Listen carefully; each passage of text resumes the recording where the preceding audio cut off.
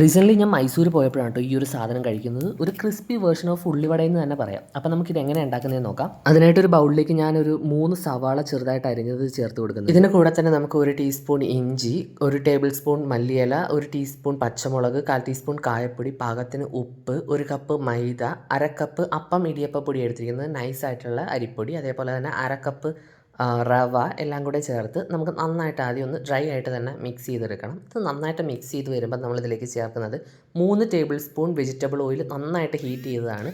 അതും ചേർത്ത് ഇതിനെ നമുക്ക് നന്നായിട്ടൊന്ന് മിക്സ് ചെയ്തെടുക്കണം. അതൊന്ന് മിക്സായി വന്നു കഴിയുമ്പോൾ അതിലേക്ക് നമുക്ക് പാകത്തിന് വെള്ളം ഒഴിച്ചിട്ട് ഇതൊരു ചപ്പാത്തി മാവിനേക്കാളും കുറച്ചുകൂടെ ലൂസായിട്ട് കുഴച്ചെടുക്കാം. ജസ്റ്റ് ഒന്ന് കുഴച്ചെടുത്താൽ മതിയാകും. അധികം ഇങ്ങനെ കുഴച്ച് മയപ്പെടുത്തേണ്ട ആവശ്യമൊന്നുമില്ല. ഇനി ഞാനിത് എങ്ങനെയാണ് ഒരു മധുരവടയുടെ ഷേപ്പിലേക്ക് ആക്കുന്നതെന്ന് കാണിച്ചു തരാം. 2 കൈയും നന്നായിട്ടൊന്ന് വെറ്റാക്കിയ ശേഷം ഇതേപോലെ ഒരു ചെറിയ ഉരുള എടുത്തിട്ട് നമ്മുടെ കയ്യിൽ വെച്ചിട്ട് ഇടത്തെ കയ്യിൽ വെച്ചിട്ട് വലത്തെ കൈ കൊണ്ട് ഇങ്ങനെ പരത്തിയെടുത്താൽ മതിയാവും.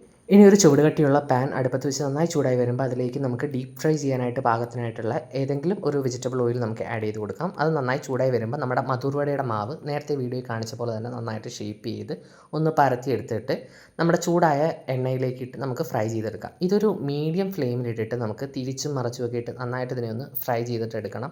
ഒരു 5 മിനിറ്റ് കൊണ്ട് തന്നെ ഇത് നന്നായിട്ട് ഫ്രൈ ആയിട്ട് വരും. ഏകദേശം ഇത് കണ്ടോ, ഇതേപോലെ ഒരു നല്ല ഗോൾഡൻ കളറിലായിട്ട് വരുമ്പം നമുക്കിതിനെ എണ്ണയൊക്കെ കളഞ്ഞ് വേറൊരു പാത്രത്തിലേക്ക് മാറ്റാവുന്നതാണ്. നമുക്കിനി ഇതേപോലെ ബാക്കിയുള്ള എല്ലാ മധുരവടയും ഫ്രൈ ചെയ്തെടുക്കാം. അപ്പോൾ നമ്മുടെ വടയെല്ലാം ഫ്രൈ ചെയ്തെടുത്തിട്ടുണ്ട്. ഉള്ളിവട ഇഷ്ടമുള്ളവർ എന്തായാലും ഇതൊന്ന് ട്രൈ ചെയ്ത് നോക്കണം. അപ്പോൾ വീഡിയോ ഇഷ്ടപ്പെട്ടെങ്കിൽ ചാനൽ സബ്സ്ക്രൈബ് ചെയ്യാനും ലൈക്ക് ചെയ്യാനും മറക്കല്ലേ.